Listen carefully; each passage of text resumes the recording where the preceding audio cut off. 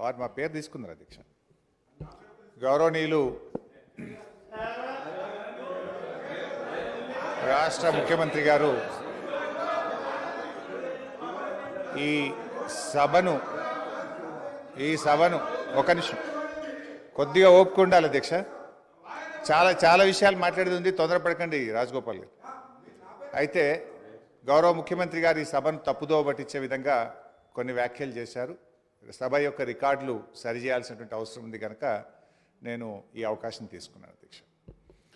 ముఖ్యమంత్రి గారు మాట్లాడుతూ పోతిరెడ్డిపాడు ప్రాజెక్టు పైన మా నాయకులే కొట్లాడారు, ఆ రోజు రాజశేఖర రెడ్డి గారి క్యాబినెట్లో ఉన్నటువంటి మంత్రులు మాట్లాడలేదు అనేటువంటి మాట వారు మాట్లాడినారు. నేను దాని మీద ఒకరోజు వీలైతే చర్చ పెట్టండి, సభ రికార్డులు తీసి బయట పెట్టండి, వీడియో ఫుటేజ్ కూడా ఉంటుంది సభలో, అన్ని విషయాలు కూడా బయట పెడితే దాని మీద నేను చర్చకు సిద్ధం. But I want to reiterate the record. ఆ రోజు రాజశేఖర రెడ్డి గారి క్యాబినెట్ నుంచి మేము 6 మంత్రులం 14 నెలలకే మేము రాజీనామా చేశాము. మేము రాజీనామా చేసినప్పుడు చెప్పే 6 కారణాలు, అందులో మొట్టమొదటి కారణం అక్రమంగా పోతిరెడ్డిపాడు ప్రాజెక్టును పొక్కగొట్టి మా తెలంగాణకు దక్కాల్సిన కృష్ణా నదీ జలాలను రాయలసీమకు తరలించకపోతున్నందుకు నిరసనగా ఈ క్యాబినెట్ నుంచి మేము వైదొలుగుతున్నాము. తెలంగాణను ముంచి పులిచింతల ప్రాజెక్టు గట్టి ఆంధ్రాకు నీళ్లు మళ్లించే పులిచింతల ప్రాజెక్టును ఆపకపోవడం వల్ల మేము ఈ క్యాబినెట్ నుంచి వైదొలుగుతున్నాము. 610 జీవో అమలు చేయడంలో నిర్లక్ష్యం కారణంగా మా తెలంగాణ పిల్లలకు ఉద్యోగాలు దక్కే విషయంలో మా మాట తప్పుతున్నందుకు నిరసనగా ఈ క్యాబినెట్ నుంచి మేము వైదొలుగుతున్నాము. నక్సలైట్లతో చర్చల పేరిట చర్చలు జరిపి ఎన్కౌంటర్లు చేస్తున్నారు, ఆ ఫేక్ ఎన్కౌంటర్లు జరుగుతున్నాయి కనుక మేము రాజీనామా చేస్తున్నాము. ఇట్లా ఒక 6 కారణాలు ఇదే సభలో చెప్పాం, బయట చెప్పి మేము ఆ రోజు రాజీనామా చేస్తామనేటువంటి విషయాన్ని సభ ద్వారా గౌరవ ముఖ్యమంత్రి దృష్టికి మీ దృష్టికి తెస్తున్నాం.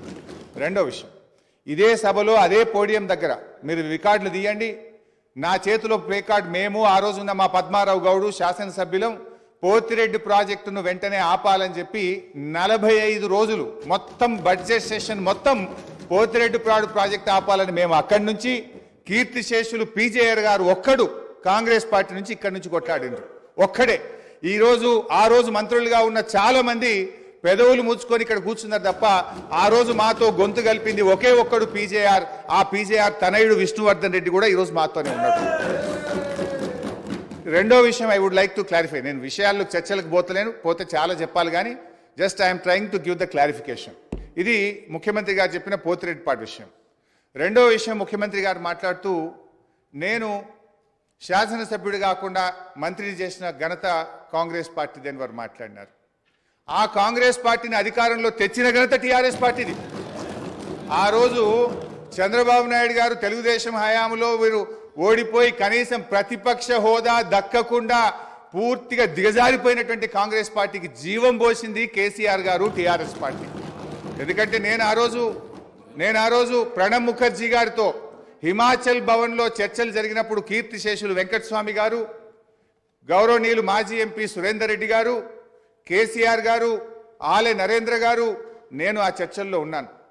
కేసీఆర్ గారు ఆ రోజు మాట్లాడుతూ ఆ అలయన్స్ చర్చలు జరిగినప్పుడు తప్పకుండా ఈ రాష్ట్రంలో కాంగ్రెస్ పార్టీ అధికారంలోకి తెస్తాం, దేశంలో కూడా అధికారంలోకి వస్తుందంటే ఆ రోజు ప్రణబ్ ముఖర్జీ గారు మాజీ రాష్ట్రపతి గారు అన్న మాట I was part of the discussion. Chandrashekar garu మీరు అన్నట్టు నిజంగా కాంగ్రెస్ పార్టీ అధికారంలోకి వస్తే నువ్వు నా ఇంట్లో కూర్చొని తెలంగాణ రాష్ట్రం తీసుకొని పో, నిజంగా అధికారంలోకి వస్తుందా అని ఆయన అన్నారు. ఆ రోజు మేం పొత్తు పెట్టుకోవడం వల్లనే ఆ రోజు కాంగ్రెస్ పార్టీ అధికారంలోకి వచ్చింది తప్ప మీరేదో గెలిస్తే మాకు పదవులు ఇచ్చారు కాదు. మేము కాంగ్రెస్ పార్టీకి భిక్ష పెట్టినాం, మేము కాంగ్రెస్ పార్టీని అధికారంలో తేవడానికి ఆ రోజు సహకరించమనే విషయాన్ని గుర్తు చేస్తా ఉన్నా. అధ్యక్ష, కేసీఆర్ గారి గురించి కూడా వారు మాట్లాడినారు. Just I'm trying to set right the record. నేను స్పీచ్ ఇవ్వడం లేదు, స్పీచ్ ఇచ్చినప్పుడు నేను ఇంకా చాలా విషయాలు చెప్తా, ఓన్లీ రికార్డ్ సెట్ రైట్ చేసే ప్రయత్నం చేస్తున్నా. వారు ఏం మాట్లాడినారంటే కేసీఆర్ గారిని మేము ఎంపీ చేసినామని చెప్పి మాట్లాడుతున్నారు. కేసీఆర్ ఆ రోజు కాంగ్రెస్ పార్టీతో పొత్తు పెట్టుకున్నప్పుడు కేసీఆర్ గారి గురించి ఒకటే విషయం చెప్పి నేను ముగిస్తా అధ్యక్ష. ఓన్లీ వన్ మినిట్ అధ్యక్ష. 1 minute అధ్యక్ష.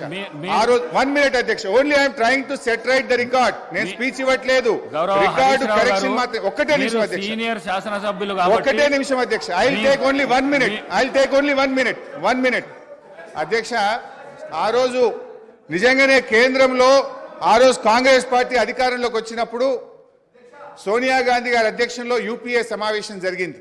ఆ యూపీఏ సమావేశంలో సోనియా గాంధీ గారు కేంద్ర మంత్రివర్గంలో కేసీఆర్ గారిని చేరమన్నప్పుడు కేసీఆర్ గారు ఒక మాట చెప్పారు, కామన్ మినిమం ప్రోగ్రాంలో తెలంగాణ అంశం పెడితేనే నేను కేబినెట్లో చేరతా, నేను పదవుల కోసం రాలేదు, తెలంగాణ కోసం ఢిల్లీకి వచ్చినా అని చెప్పిండు కేసీఆర్ గారు. ఆ రోజు కామన్ మినిమం ప్రోగ్రాంలో పెట్టి ఉభయ సభలను రాష్ట్రపతి గారు ఉద్దేశించిన సభలో రాష్ట్రపతి గారు తెలంగాణ రాష్ట్ర ఏర్పాటును సంప్రదింపుల ద్వారా చేస్తామని చెప్పించింది కేసీఆర్ గారు. ఇచ్చినా మీరు మాట్లాడినరు, కన్క్లూడ్ చేసేసేయండి.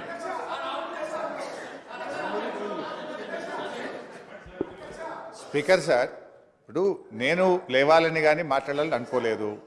గౌరవ ముఖ్యమంత్రి గారు మాట్లాడుతూ సభను తప్పుదోవిచ్చే విధంగా ఆయన మాట్లాడినప్పుడు సభ యొక్క రికార్డును రెక్టిఫై చేయడం నా బాధ్యత. బికాస్ నేనేదో ప్రశ్నకు సమాధానం చెప్పాలనో విమర్శ చేయాలనో నేను మాట్లాడే ప్రయత్నం చేస్తలేను. వారు మాట్లాడినారు కనుక మేము డెఫినెట్గా దాన్ని క్లారిఫై చేయడం మా బాధ్యత అధ్యక్ష. అయితే అధ్యక్ష, ఆ రోజు కామన్ మినిమం ప్రోగ్రాంలో కేసీఆర్ గారు పెట్టించడమే కాదు, షిప్పింగ్ పోర్ట్ఫోలియో అడగకుండానే ఇచ్చారు. ఆ రోజు డిఎంకే పార్టీ నాకు షిప్పింగ్ పోర్ట్ఫోలియో ఇవ్వకపోతే మేము యూపీఐ నుంచి బయటకు పోతామంటే, నేను మంత్రి పదవి కోసం ఢిల్లీ రాలేదు, నాకు ఈ పోర్ట్ఫోలియో అక్కర్లేదు, వారికి ఇచ్చేయండి, నేను వచ్చింది తెలంగాణ కోసమని షిప్పింగ్ పోర్ట్ఫోలియోను స్వచ్ఛందంగా వదులుకున్నటువంటి చరిత్ర కేసీఆర్ గారిది, టీఆర్ఎస్ పార్టీది అధ్యక్ష. ఈరోజు రేవంత్ రెడ్డి గారు మాట్లాడుతూ మేమేదో పదవులు ఇచ్చినామని, పదవులను గడ్డిపోచల్లాగా త్యజించిన చరిత్ర ఈ దేశంలో ఎవరికన్నా ఉందంటే అది కేసీఆర్కు టీఆర్ఎస్ పార్టీకి ఉంది. త్యాగాల పునాదుల మీద తెలంగాణ తెచ్చిన చరిత్ర ఉంది అధ్యక్ష. అనవసరంగా మేమేదో పదవులు ఇచ్చినామని, మేమేదో పదవుల కోసం పాకులాడినామనేటువంటి విధంగా వారు మాట్లాడద్దు. ఆ విషయానికి వస్తే రేవంత్ రెడ్డి గారు ఏబీవీపీలో షురువు అయిండ్రు, టీఆర్ఎస్లో పనిచేసిండు, తెలుగుదేశంలో వేయండు, కాంగ్రెస్లో వేయండు, మరి రేపు ఆడుంటాడో. పార్టీలు మారిన చరిత్రలు మీకున్నాయి, కానీ మాకు అట్లాంటిది ఏం లేదు అధ్యక్ష.